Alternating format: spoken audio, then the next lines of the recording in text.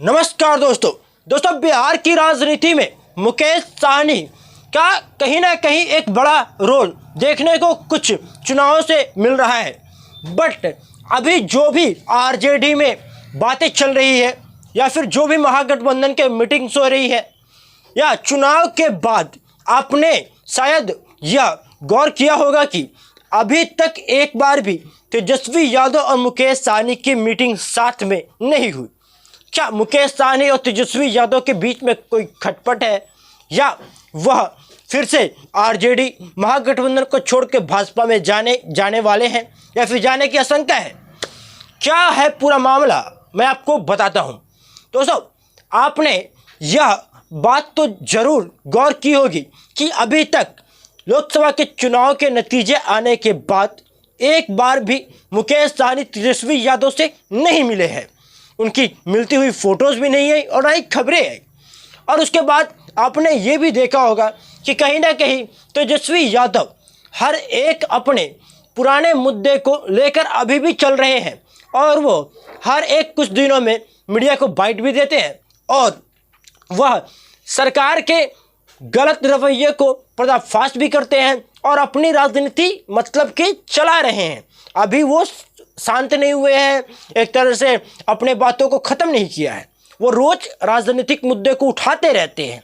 वही मुकेश सहनी को देखा जाए तो मुकेश सहनी बिल्कुल तरीके से एक प्रकार से कहा जाता है ना कि चुनावी मेढक, एक राजनीति के भाषा में इसे चुनावी मेढक कहकर संबोधित करते हैं विपक्ष के लोग। तो इसी प्रकार से मुकेश सहनी जी भी अभी के समय में चुनाव बीतने के बाद, नतीजे आने के बाद, उनकी पार्टी भले ही हार गई सभी सीटों पर, उसके बाद एक भी कोई राजनीतिक मुद्दे को नहीं वो उठा रहे तेजस्वी यादव के जैसे। न ही वो राजनीति में सक्रिय दिखाई दे रहे हैं, न ही वह अपने ट्विटर हैंडल से, सोशल मीडिया पेज से किसी मुद्दे को डिनोट कर रहे हैं, ना ही वो न्यूज़ वाले को बाइट दे रहे हैं, ना ही मीडिया को बाइट दे रहे हैं, ना ही वो सोशल मीडिया पे आकर कुछ बयानबाजी कर रहे हैं। तो क्या ये सारी जो बातें हैं वो किस तरफ इशारा कर रही है? और आपको भी याद होगा तेजस्वी यादव विधानसभा चुनाव की तैयारी में लग गए हैं।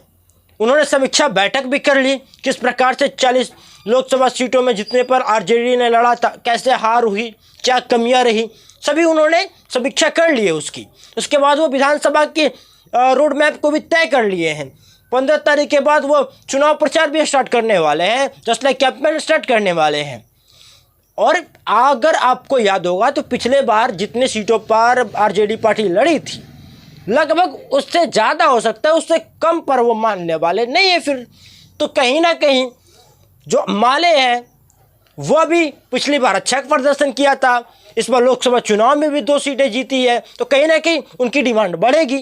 कांग्रेस का भी डिमांड बढ़ेगा क्योंकि कांग्रेस ने देश में अच्छा प्रदर्शन किया है, तो उनके भी डिमांड रहेगी कि थोड़े मुझे 2-4 सीटें ज़्यादा मिले।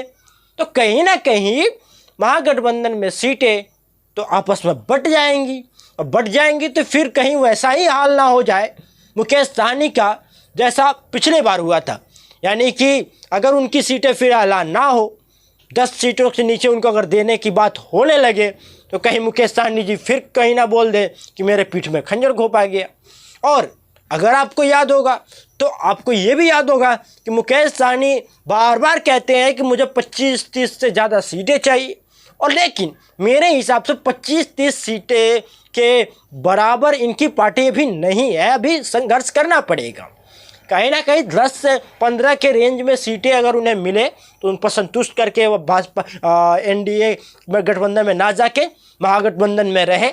नहीं तो आपको भी पता है एनडीए गठबंधन की तरफ तो उनके रास्ते में से खुले रहते हैं और जा भी सकते हैं। पिछली बार गए थे तो वहाँ पर जाएंगे तो वहाँ पर उनकी पार्टी ही तोड़ ली जाती है, विधायक ही तोड़ लिए जाते हैं। तो दोनों तरफ इनके लिए कुछ खास नहीं है। खैर, देखते हैं विधानसभा चुनाव नज़दीक है और कौन सा फैसला कब हो जाता है, कौन सी पार्टी किधर से किधर चली जाती है, राजनीति में कुछ कहा नहीं जा सकता है। एक तरफ बोला जाता है क्रिकेट अनिश्चितताओं का खेल है, बट मैं बोलता हूँ राजनीति अनिश्चितताओं का खेल है।